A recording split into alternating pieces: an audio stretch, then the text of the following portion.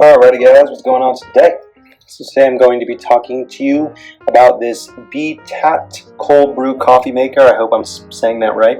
BTA with an umlaut over a T coffee maker. There you go. That's the company. Yeah, brew to a T.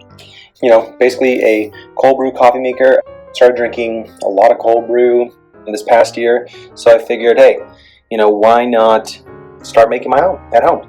Save a little cash. I mean, cold brew can be expensive, up to $5 or $6 at some places here in LA, which I believe is just like a total rip. No one should be spending that much on coffee. It's essentially just coffee with a little bit more hours put into it, so it's nothing really crazy. But yeah, I wanted to get something where I could make my own at home and make really whatever type that I wanted. So the cold brew that I have been making tastes really, really great. It makes very smooth and sweet cold brew. And, obviously it depends on what kind of coffee you're using for the most part, because, one coffee can taste so much different from the other. But the cool thing is you can make really any kind of coffee you want, because it's, in the end, your choice. The lid on here, well, I'll start from the top talking about the design. So the lid on here, what I love about this thing is it's super airtight. As you can probably even hear that just suctioning out right there. So it's super airtight. As you can see, you have this little rubber seal around here.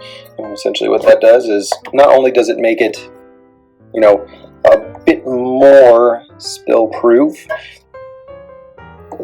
but it also helps in keeping your coffee fresh. I've had cold brew in here for about a week and it still tastes just as fresh, honestly, as the day that I made it. Basically slows down, your typical oxidation process, which, if you know much about coffee, it's like you expose it, the minute you expose it to air, it's going to start going bad. And then that's especially for espresso. I used to work at a coffee shop a while ago, and that was one thing. It's like when you made your thing of coffee, you give it to the customer as soon as possible. And so, with this, it's like you can really prolong that. So, whether you're using this for at home or maybe you own a restaurant or a coffee shop or something like that, these are great for those reasons, for those uses, I guess you'd say. They're great for taking on longer trips because of that as well. I took this camping a couple weeks ago. It was really nice.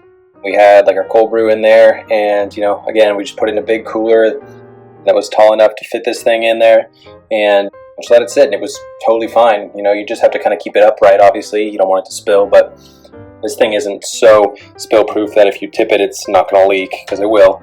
But yeah. You do have a filter that's on the inside. The filter is not in there right now because, it's already made. But it is made of a food grade stainless steel. Basically runs the stem down the end of it.